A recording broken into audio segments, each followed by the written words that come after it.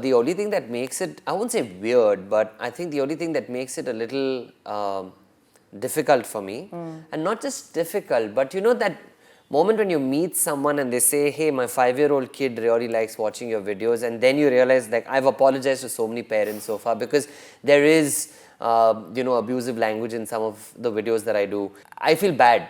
I feel really bad about it, and then I go back and I think, okay, the kid's 5. He's going to be affected now, but in 2 years he'll learn the words himself. So I guess I can stick with it. No, I'm kidding, no. But no. But it's meant to be. It goes with the flow. Yeah, no. So like I said, right? I've never felt in a conversation or in an interaction with anyone, right? Yeah. I've never been made to feel like, oh, you're making us uncomfortable, because I feel like a large part of to the people even watching this, a large part of this interview actually happens even before you get in front of the camera. If you're not comfortable outside the camera rolling, then I don't think you'll ever be able to do this, right? You've got to be comfortable that way.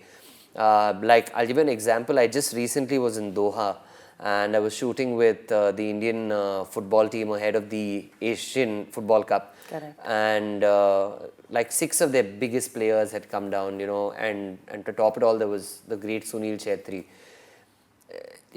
But it was so lovely to see him get into the leadership of it and to rally the team and say, guys, come on, let's do this. When that happens, then your job becomes that much easier. You just need to be cognizant of their time. It's very clearly understood that I am making the content, they're there for the football. Yeah. It's not the other way around. So I take very little time and then, say thank you respectfully and let them go. And once the edit is ready, they all get to see it before it goes up, because, you want everyone to come across looking good. Because you mentioned that, I want to say, like, the Virat video was obviously a laugh riot, including a lot of that. Yeah. But what was the most fun that, and you've thoroughly kind of let go and enjoyed, because the person was equally in part of it in some of the videos that you could give us insights on? Oh, yeah, honestly telling you, I think the Virat interview was absolutely crazy. Especially the last 2 years have been fantastic. We've had several moments over the years. We did like a speed painting, where we also had this painter called Vilas Nayak come in and make a portrait of Virat, which looked beautiful. He was splashing paint on me, I was splashing paint on him. Over the years, our interviews have evolved so much and they've become so much more fun. But again, at the end of it, if you saw that last interview as well, which I did during the last IPL, where, I asked him about Smriti Mandhana and how, she's following his footsteps and we didn't win or something like that. There was a joke like that, which he laughed. He said, I knew this was coming.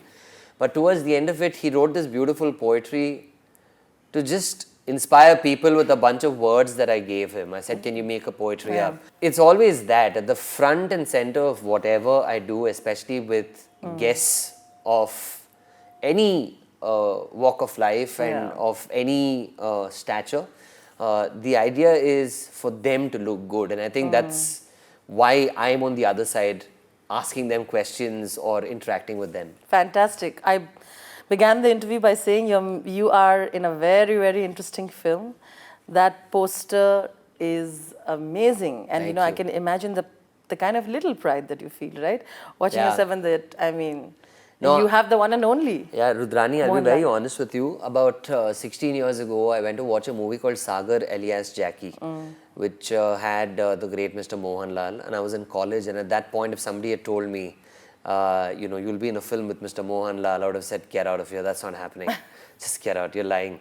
But 16 years later, to see myself there on a poster with him, it's unbelievable because, I went, for my junior school was in the school called Frank Anthony Public School in Bengaluru. Then I went to a boarding school in Coorg.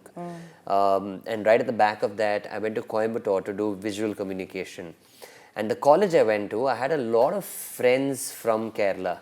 So a lot of the Malayalam that I picked up would be, at their home when I would go for Onam or when we would hang out. It was like family. So I learned a lot of the language there. So today when my friends who went to college with me call me and say, Dan, we're so proud of you. It really means a lot. Yeah, it really means a lot because, it's Mr. Mohanlal who's an icon in this country and and is almost synonymous with a state, right? So to get to work with him and to work with a director like Lijo Jose Pellissieri is a huge, huge, huge deal. And I never thought ever that I would do a film with such big names, and I'm just glad that it's finally happened for me.